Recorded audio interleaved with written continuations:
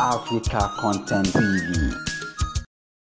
By Kábíyèsí, His Excellency, Ọ̀tún Olúbàdàn Gbàdàland, Bàbá Rashidi Adéwọ̀yí Bádọjà, we appreciate you and we continue to appreciate you for all the support you have been giving to us.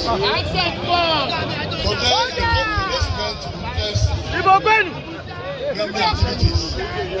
One of it is an award that we are going to confer on some One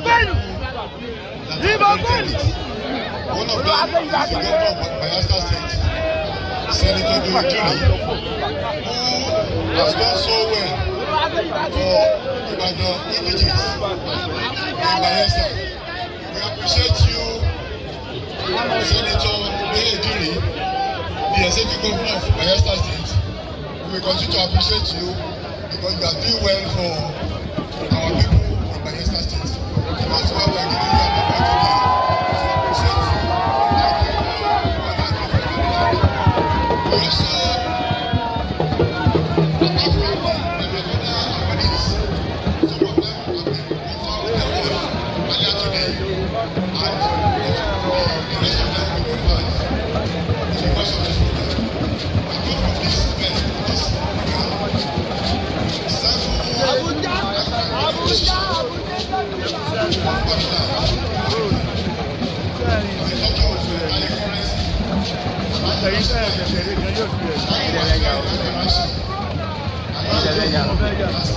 Kọjá